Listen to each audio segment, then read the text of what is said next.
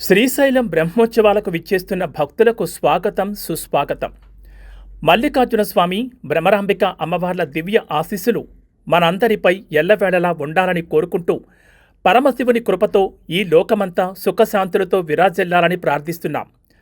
పవిత్ర పుణ్యక్షేత్రం శ్రీశైలంలో జరిగే ఈ వేడుకల్లో పాల్గొని స్వామివారి దర్శనం చేసుకోండి. ఇట్లు ధర్మకర్తల మండలి అధ్యక్షుడు పోతుకుంట రమేష్ నాయుడు మరియు M Srinivasarao, special grade deputy collector మరియు కార్యనిర్వహణాధికారి. మెడికల్ డ్రగ్స్ మాఫియాపై రాష్ట్ర వ్యాప్త సిపిఐ పిలుపులో భాగంగా ఆర్డీఓ కార్యాలయం నుండి 4 రోడ్ల కూడలి పూల అంగళ్ల వద్ద నిరసన తెలిపారు. ఈ సందర్భంగా సిపిఐ జిల్లా కార్యవర్గ సభ్యులు వీరశేఖర్ మాట్లాడుతూ రాష్ట్రంలో ప్రభుత్వాలు మారుతున్నప్పటికీ మెడికల్ డ్రగ్స్ మాఫియా అరికట్టడంలో విఫలం చెందుతున్నారని తెలిపారు. విచ్చలవిడిగా నకిలీ మందులు అమ్ముతున్నా నియంత్రించడంలో ప్రభుత్వాలు ఎందుకు కృషి చేయడం లేదని ఆయన ప్రశ్నించారు. విదేశాలలో దశాబ్ద కాలం నిషేధించిన ఔషధాలను భారతదేశానికి దిగుమతి చేసుకుని డ్రగ్స్ కంట్రోల్ కమిషన్ ద్వారా అనుమతితో విచ్చలవిడిగా వ్యాపారం చేస్తున్నారని ఆరోపించారు.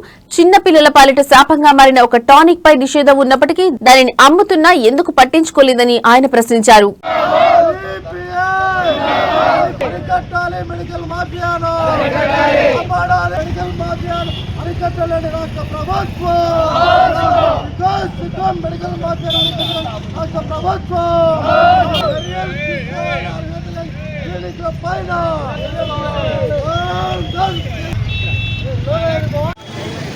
ఈరోజు రాష్ట్ర వ్యాప్త నిరసన భాగంగా బద్వేల్ పట్టణంలోని ఆర్టీఓ కార్యాలయం ముందు మెడికల్ మాఫియా పైన నిరసన తెలియజేస్తున్నాము.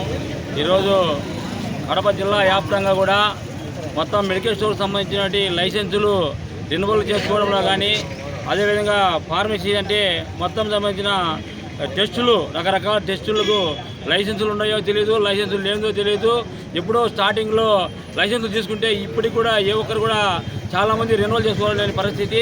అందువలన ఈ మాఫియాకు పైన లంచాలు ఇస్తున్నాంలే అనే ధీమాతో ఇక్కడ ఉండే కింది స్థాయిలో ఉండే అన్ని మెడికల్ షాపులలో కూడా ఈ విధంగానే సంత దొరుకుతుంది.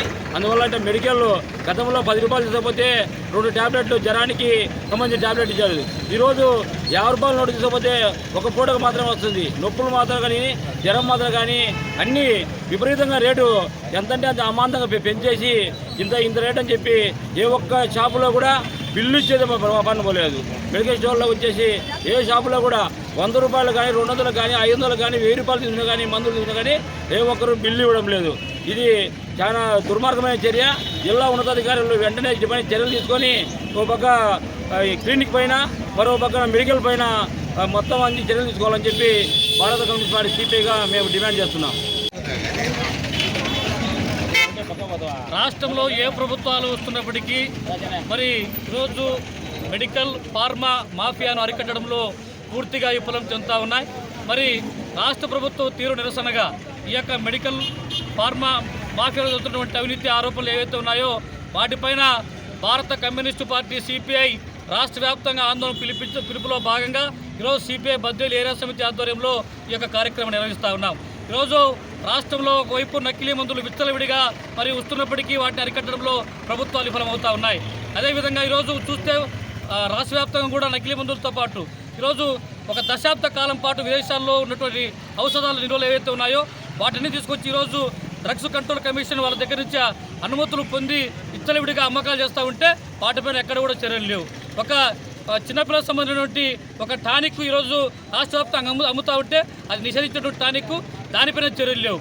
ఈరోజు అంతేకాదు రాష్ట్ర వ్యాప్తంగా ప్రభుత్వం చెప్తా ఉంది లెక్కల ప్రకారం 60,000 మందుల షాపులు ఉన్నాయని చెప్పి మెడికల్ షాపులు అని చెప్తున్నాయి.